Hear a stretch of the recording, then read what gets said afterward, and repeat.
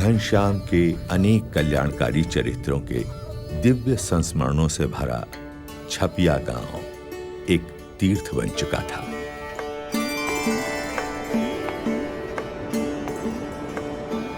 और आज अपने पावन स्पर्श से सरयू नदी को भी तीर्थत्व प्रदान करते हुए घनश्याम आ पहुंचे भगवान श्री राम की जन्मभूमि में।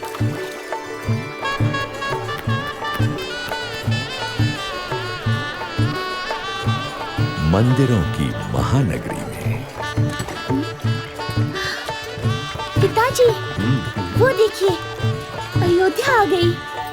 इच्छाराम, देख, हम भगवान राम की नगरी अयोध्या में आ गए।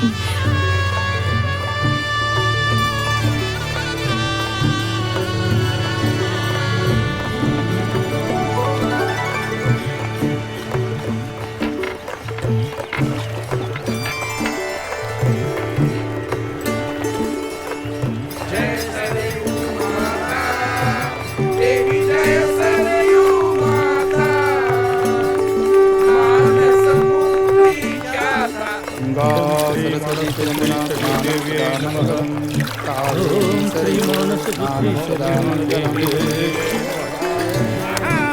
ओम श्री वायु देवताय।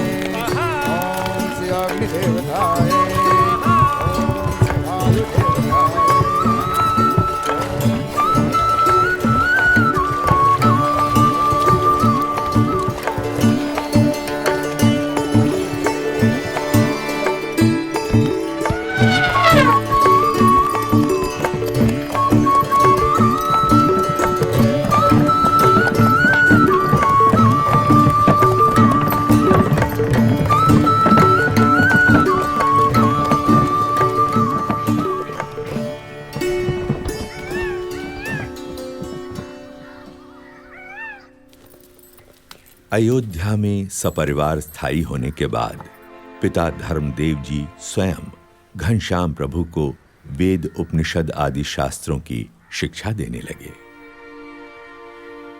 और गणित व्याकरण आदि विषयों का अभ्यास करवाने के लिए उन्होंने पंडित हृदय राम को घनश्याम का अध्यापक नियुक्त किया। हृदय राम प्रतिदिन घर आकर घनश्याम को पढ़ाने लगे। घनश्याम की तीव्र मेधा एवं विलक्षण बुद्धि से अध्यापक हृदय राम हमेशा प्रभावित होते रहते थे।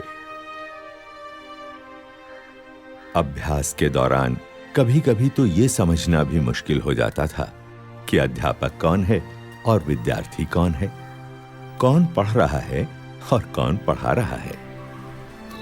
समय के साथ-साथ घनश्याम ने वेद उपनिषद आदि सभी शास्त्रों में निपुणता प्राप्त कर ली।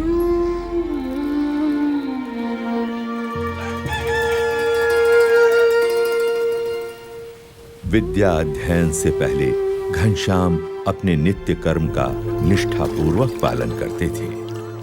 ब्रह्मचर्य आश्रम का जैसे वे मूर्तिमान स्वरूप थे। ओम श्री हनुमते नमः।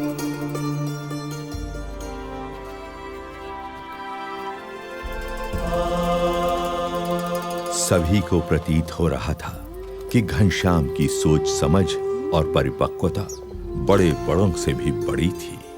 घनश्याम, जलपान कर लो, कब से तैयार करके राह देख रही हूँ। भाभी, मुझे अभी भूख नहीं है। कैसे भूख नहीं है? सुबह से कुछ खाया नहीं। तुम तो जानती हो, मैं ठाकुर जी को भोग लगाकर ही प्रसाद लेता हूँ।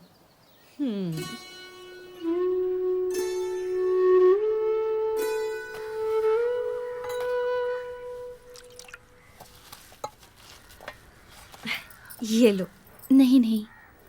घनश्याम, ये गुलाब जामुन तो ले लो। नहीं भाभी, ब्रह्मचारी अल्पाहारी होता है। हाँ?